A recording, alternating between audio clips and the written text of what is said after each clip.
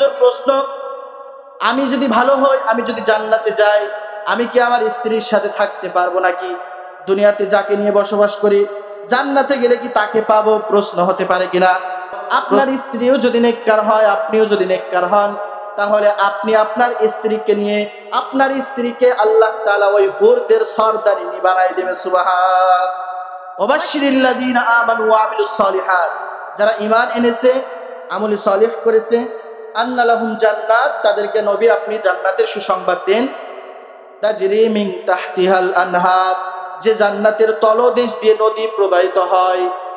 পরের আয়াতে আল্লাহ বলেন, শুধু আল্লাহর নদী তলদেশ দিয়ে প্রবাহিত হবে এমন জান্নাত দিবে না। কুল্লামা রুজিকু মিনহা মিন সামারাতির রিজকাম ক্বালু হাযাল্লাযী রুজিকনা মিন ক্বাবল। আল্লাহ বলেন, শুধু আমার বান্দাকে আমি জান্নাতের এমন জান্নাত দিব যে জান্নাতের তলদেশ দিয়ে নদী প্রবাহিত হয়। শুধু এতটুক দিয়ে শেষ করব না, বরং জান্নাতের মধ্যে আমার বান্দাদেরকে আমি নানান রকম ফল খাওয়াবো। কি খাবো? ফল খাওয়াবো। বান্দা ফল মুখের মধ্যে দিবে আর বলবে, এই ফল তো দুনিয়াতেও খাইতাম, তবে দুনিয়ার স্বাদ আলাদা আর জান্নাতের স্বাদ এক এক স্বাদের, এক এক ফলের জন্য স্বাদ হলো হরেক রকম ভ্যারাইটির স্বাদ হবে। সুবহানাল্লাহ বলেন। ওয়া উতু বিহি মুতাশাবিহা, শুধু আল্লাহ ফল খাওয়াবে না, ওয়া উতু বিহি মুতাশাবিহা ওয়া লাহুম ফিহা আজওয়াজুম মুতাহহারাতু ওয়া হুম ফিহা খালিদুন।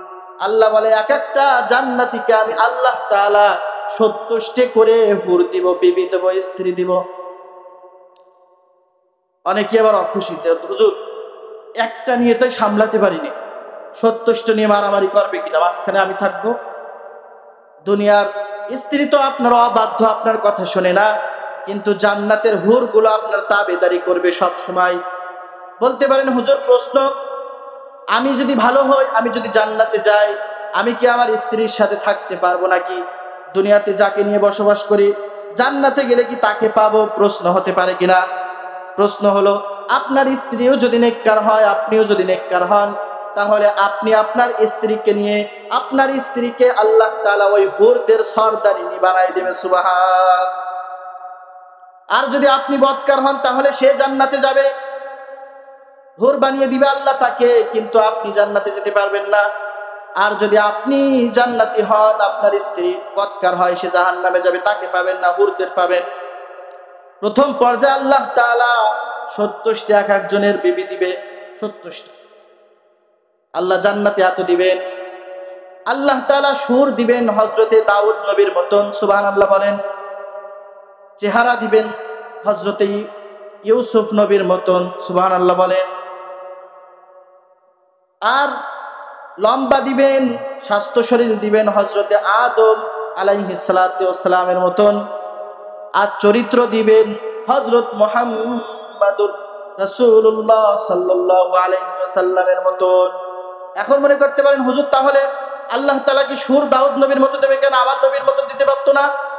বলে না, প্রত্যেকটা নবীর চরিত্রে একটু একটু এই পর্যন্তই থাক, চরিত্র নিয়ে কথা বলা যাবে না। প্রত্যেকটা নবীর চরিত্র সুন্দর ছিল, লা শাক্কা ফিহি, এর মধ্যে কোনো সন্দেহ নাই, সন্দেহ করলে ঈমান হারা। তবে যত নবী ছিল তাদের চরিত্র যেমন ছিল, তার চাইতেও সুন্দর, পবিত্র, তাহেরা চরিত্র ছিল আমার নবী, আপনার নবীর।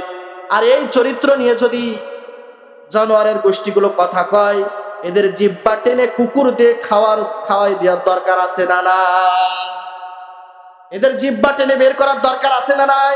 যারা আল্লাহর নবীর ইজ্জতে গালি দেয়, আর যারা ইজ্জতে গালি দেয়, তুমি মুসলমান যদি দাবি করো আমি মুসলমান, আর চুপ থাকো, ধরে নাও তুমি কখনো জান্নাত পাবা না। মনে মনে শুধু জান্নাতের জিকির করো, জিকির করবা আর জাহান্নামে যে পড়বা। এ কারণে কিছু যদি না করতে পারো, তোমার শরীরে এতটুকু রাগ আসবে যে আল্লাহর নবীর বিরুদ্ধে বলেছে, তুমি যে কোনো কায়দায় কিছু না কিছু প্রতিবাদ করো, হয় ফেসবুকে লেখনি করো, তারপরেও তোমার প্রতিবাদ জানাইতে হবে। যারা গোস্তাখে রসুল, তাদেরকে বিনা বালিশে শোয়াইতে হবে, মৃত্যুদণ্ড দিতে হবে। কোনো রাষ্ট্র না, এটা করার পরে তুমি ফাঁসির কাস্টেজ হলো, কোনো সমস্যা নেই। ইলমুদ্দিন মুখে দাড়ি ছিল না, ঠিক মতো নামাজ পড়তে পারতো না, কাঠ মিস্ত্রি ছিল ইলমুদ্দিন, কিন্তু সে আল্লাহ জান্নাতে ঘোরাঘুরি করছে। কেন? সেই যুগে এক নাস্তিক বলেছিল আল্লাহ নবীর ইজ্জতে গালি দিয়েছিল, এমনকি সেই যুগে একটা বই লিখেছিল রঙ্গিলা রাসূল। এক নাস্তিক বই লিখেছিল কি কি রাসূল? রঙ্গিলা রাসূল, নাউজুবিল্লাহ বলেন। এইটা লেখার পর ইলমুদ্দিন কোনো কিছুর ভয় পাইছিল না, তাকে কতল করে দিছিল, সাথে সাথে কতল। ফাঁসির কাস্টে নিয়ে যাওয়ার আগে আইনে যখন তার কাঠ করায় রেখেছে, বলেছে ইলমুদ্দিন তুমি বলবা তুমি তোমার বিবেক তোমার ছিল না, অবুঝ হয়ে গেছিলা, পাগলের মতন করে তুমি খুন করেছো, ভুল করে ক্ষমা চাও, তোমার ফাঁসি হবে না। ইলমুদ্দিন বলছিল কেন আমি এই কথা বলবো, আমি তো জেনে বুঝেই এটা কতল করেছি, কারণ আল্লাহর নবীর ইজ্জতে আঘাত করেছে, আল্লাহর নবীকে নিয়ে কটূক্তি করেছে, বই লিখেছে রঙ্গিলা রাসূল। আর আমি উম্মত হয়ে ইলমুদ্দিন চুপ থাকবো, এটা কখনো হতে পারে না। আমি সুস্থ মস্তিষ্ক ছিলাম, আমার বিবেক ভালো ছিল, আমি তাকে কতল করেছি, আমাকে ফাঁসি দেওয়া হোক। কেমন দেখেন, এই ইলমুদ্দিন দাড়ি ছিল না, নামাজ পড়তো না ঠিকঠাক ভাবে, কিন্তু আল্লাহর জান্নাতে চলে গেছে শুধু রাসূলের ইজ্জত বাঁচানোর কারণে। আর আমাদের কোনো এসব টেনশন নাই, আমরা নামাজ পড়ছি না কিন্তু তারপর টেনশন নাই। কয়টা বাজে? আমাদের কোনো টেনশন কিছু নাই, যে নামাজ পড়ছি না, শুধু সাপ্তাহিক নামাজ পড়তে আসছি আমরা, কিন্তু আমাদের কোনো টেনশন নাই। আর ওইসব তো দূরের কথা, নামাজই পড়ছি না,